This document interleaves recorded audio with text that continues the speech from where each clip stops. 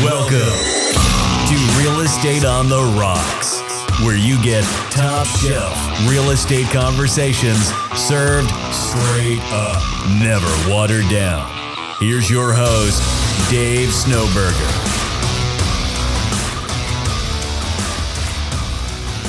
So we want to welcome back today B-Lo, Benjamin Love What from up? the Love Group. Good Yeah. Man, we had to cut that short yesterday. I appreciate you joining us once again here in the Real Estate on the Rock studio.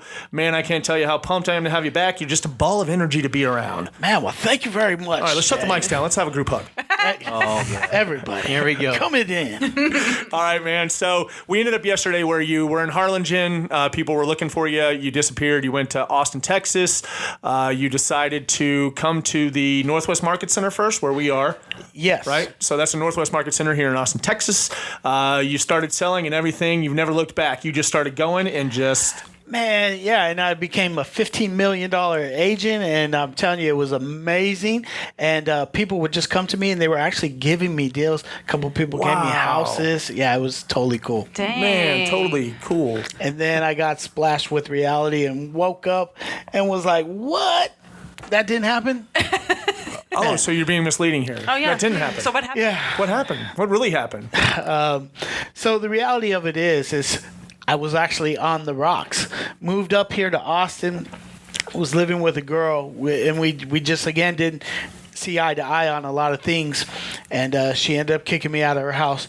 Now, mind you, I'm up in here in Austin driving a 1998 Dodge Intrepid with faded paint on the top and a wobbly right tire that was ready A to wobbly fall off. 17 up on it. Man, I'm telling you. And it's funny, though, because here you roll into this parking lot, and the reality of it is this, is in Harlingen, that car is okay to sell real estate in. You come up here to Austin, and because I had forgot what the United States had looked like, because I was down in North Mexico for a long time. Love you guys down there. Nothing against you, but I'm glad to be back in a thriving city. But I pulled up into the parking lot, and I'm seeing Lexus and Acuras and Benzes, and like, okay, Ben, you're not in the valley no more, man. And so 3 months come by, right? And nothing. Nothing. I don't have any systems in place. I got people who are talking to me, and that's cool, and I'm learning, but I don't have any skills as far as money to actually buy anything. So I'm trying to find houses on my own. I don't know the area. Everybody knows Austin has like 15 names for every single street. True. Yeah, seriously.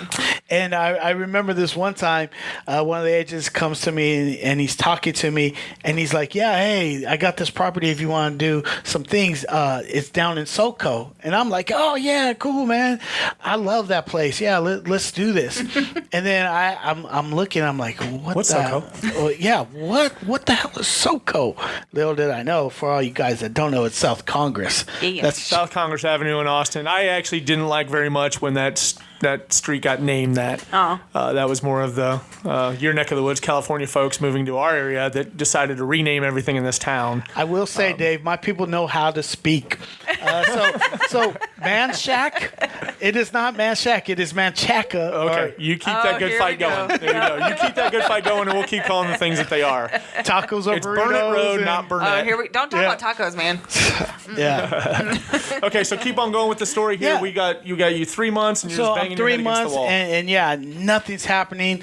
And all of a sudden, this girl kicks me out of her house, and it's a Monday night, and I remember this.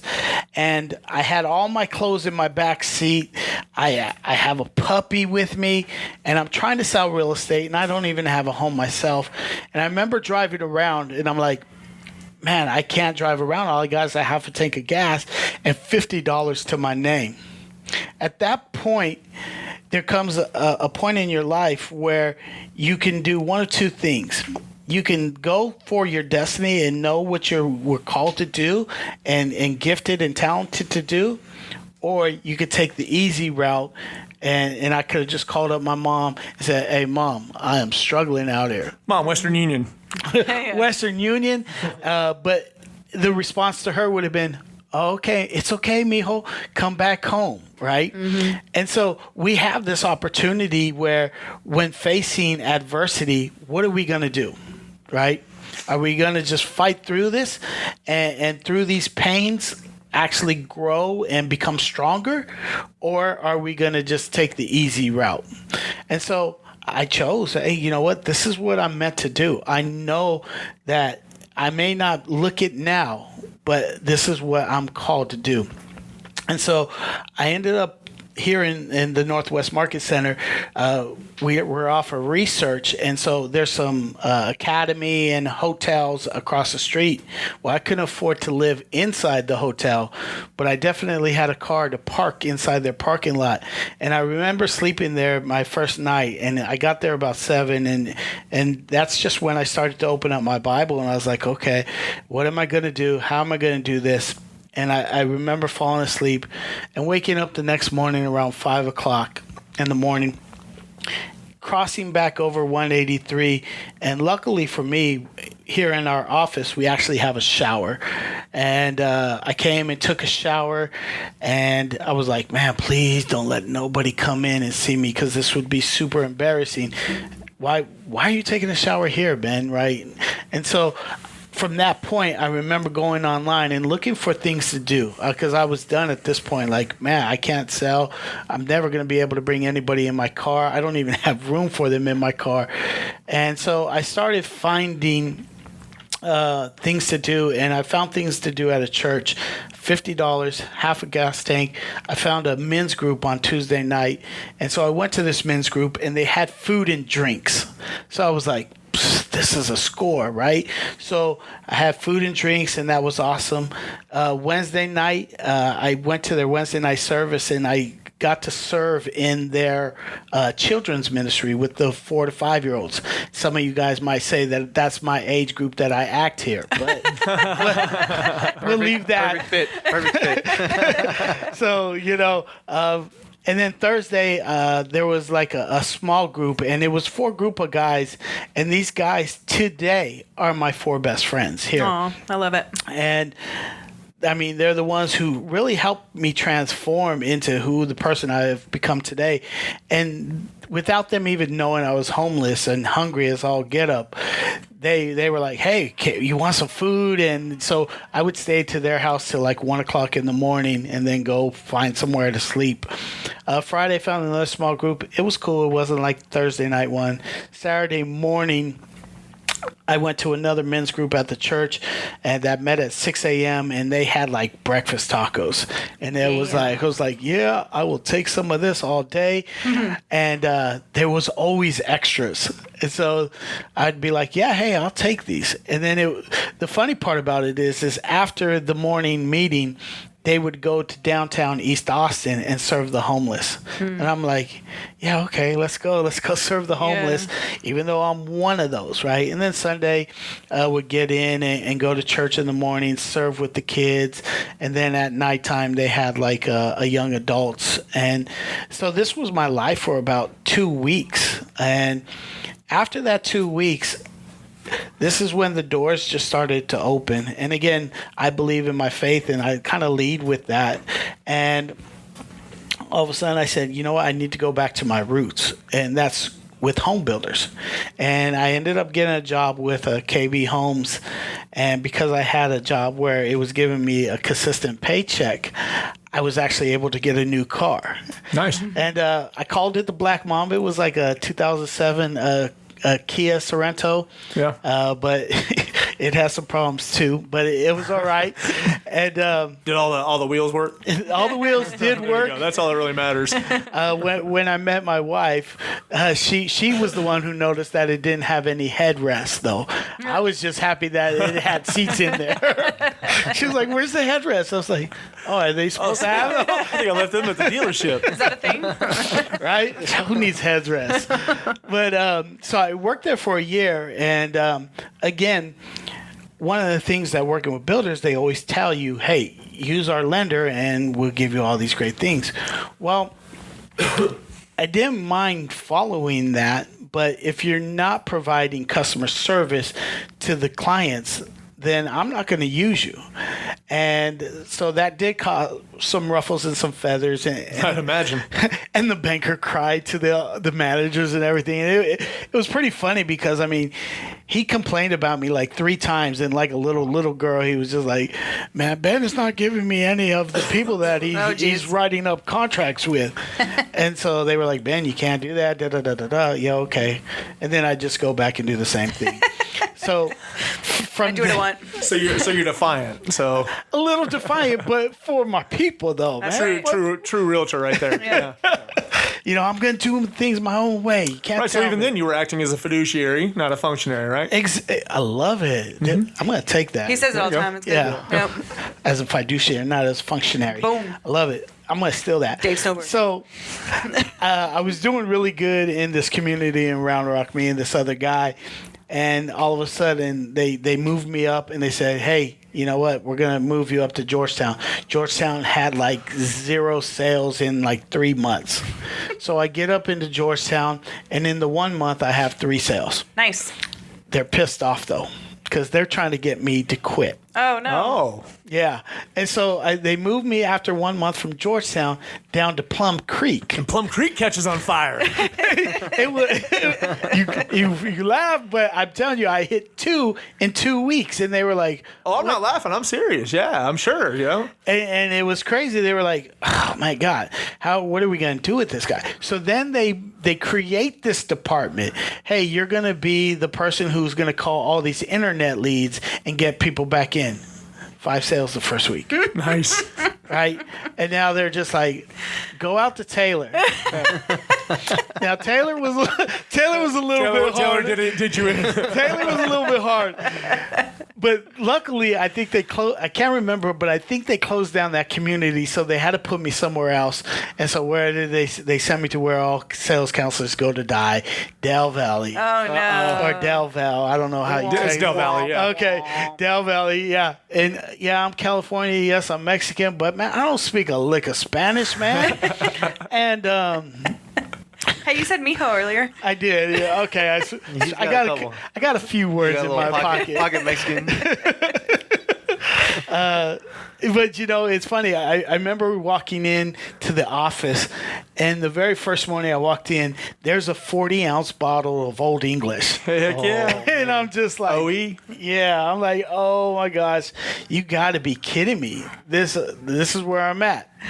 And yeah, that's kind of, I lasted for about a month and a half there. I thought that was gonna be like, oh dang, like I'm back home. I'm back in Oakland. You should be used to Old English. Yeah. You know, Pop on some NWA. You know. I don't know if I could go into stories, but there are some, and there's some stories from the Del Valley time. Yeah. Yeah, that are just mind blowing. We'll just say Del Valley's growing. So it's growing. A little bit better. Coda, Circuit of America, right? Great place to invest.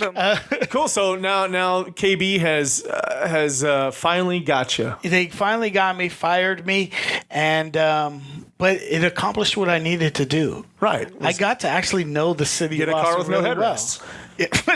Exactly. And build your confidence, right? Find a girl also, yeah. Hey, Yeah. you Yeah. know, who doesn't love my car and is telling me. She doesn't love you for your car. Well, that too. Right? Yeah, I've right? got that problem. Damn G-Wagons. So they ended up firing me, but what did I get out of that? I got a database, and I got to actually know the city pretty well. So where do you go? You go back into real estate. I didn't come back home to Keller Williams at first, and I ended up at a smaller boutique, Best Agents of Texas, J. Renee Williams. J. Renee, I just throw a shout out to her because man, special person. Yeah, she's And- awesome. Yeah, she's a truck instructor too, correct? Yeah. Yeah, she's awesome. Yep. And she was one of the few people that was able to speak into my life professionally, personally, and spiritually. And I loved it. And I was with her for a year, and I just remember getting into a disagreement with the front office girl, and it was just that one little tweak that made me come over. I went to a little Christmas breakfast thing that Stuart Title at the time was holding, and I seen some of the old agents that I was worked with when I first came to Keller Williams. Yeah. And they were like, "Hey Ben, how you been?" And all of a sudden, an amazing opportunity was presented to me. And you talk about perfect timing. I was upset, and they said, "Hey, well, if you're thinking about coming back to Keller Williams, there might be something that you want to do." And it was to join a team, and that was Robert Kaufman, and so I joined the Robert Kaufman team, and from there, I remember just exponentially growing. And again, we talk about the environment. Right. Keller Williams, the Northwest Market Center, is a different animal than anybody out there, to Yep. be truthful. I mean, we're a big office, but there's a lot of family feel to this. Absolutely. And encouragement. So I ended up being here on the Kaufman team for about 3 years and did wonderful. And then 2015 just blew up. And I let some pride get in the way, man. And that's when I was like, well, why do I want to be on a team when I can be a team? Mm-hmm. And so wasn't really ready for it, but went that route. But with that being said, here I am 4 years later, ALC member 3 times, and I have a great career, great thriving, life. right? Well, you made it onto this show, so that should Yeah. be something. I am Moving on in up, the world. homie. Moving on up in the world. That's right. Yeah. I'm telling you, man, like my bucket list is fulfilled now. I got an American Express card. Oh, look I at made this. over 6 figures. And You got now- the drinks afterwards then. Let's go. And the tacos. Yeah. So I was on an agent panel with you. The first time I met you, I was on a panel and someone mistakenly had called me by a different name, and that had stuck with you. This was our thing, and it was just kind of like, those two kind of dominant males walking down the hallway. But he says something, calls me by that name again. I go, "Don't call me that. My name's this." And he goes, "Well, I like to call you this." And I was like, Well, what is it? Are you I going to don't tease like us or are you it. going to What tell was us? it? I can't It even remember. was George. It was someone called me George or something George. like that. Yeah, and Yeah. so it was an honest mistake. But then he started calling me George. I was like, I definitely don't want to be known as George. And then Ruth Luke told me, "Oh, call him Burger." Oh. And so I called him Burger, and he's like, "Don't ever." You call me Burger Boy. Oh, there it is. It's coming Them are back. fighting words every single time. It's coming back. Yeah, but anyway, it didn't matter. It was more I was poking fun with you and seeing how far we could push this. Because I mean, if you know my personality now, I like to joke around just as much as you. Yeah. We were at a deal in Houston together, and Jesse Miles, another fantastic agent in Austin, was next to me. And he's like, "Hey man, do this," and he's like, got me taking pictures of Benjamin over here with Paul Campanero, which has been on the show also. Taking pictures of them and coming up with memes to write on them. And so, great I don't meme know war him of well enough to 2019. cross that line, right? Yeah. We're still kind of getting to know each other, and, he's got a big team here, and we've got a big team here, and we're kind of like, I don't want to piss anybody off, Yeah. and I just kind of said, screw it. He's either got a personality or he doesn't. Right. And so had this one where he was face towards, Paul was looking at the stage, and then Benjamin had his hand, looking in the back of his head. right now, Dave, right? Okay. He's posing Hold on, for let's you. I'm trying to build the story here, build the visual. Visualize. And so he's looking at the back of Paul's head, but he's really looking at the stage. But it looks like he's looking at like my quote was, or my little meme on there was like, "I've been here for 30 minutes and Paul hasn't looked at me yet." So we pass it around the table. Whenever he's laughing, I give it to him, and I see him turn red, and I'm like, "Oh crap, I'm in trouble. This guy's gonna get me payback big time." But Yeah. that's where we've developed a pretty good relationship in this now, and so Nice. I'm happy you're one of my friends, man. I love Yeah. your story. I love your enthusiasm towards real estate and helping others. I mean, it speaks volumes.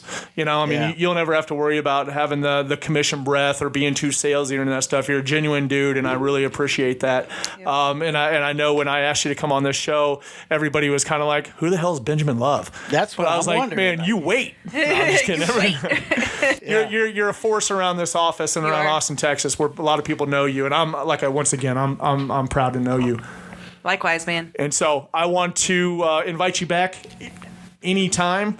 Today we're kind of a little bit short. I'd like to invite you back anytime on the show if you like. And then I would like to also invite thank our sponsor, Mike Harrell with Guild Mortgage. And remember, if you could, any platform you're listening to, whether it be iTunes podcasts or Stitcher, SoundCloud, whatever you out there, leave us a 5-star review. We're really trying to grow this, and so we can be more beneficial to you and bring more value to you. So we certainly appreciate it.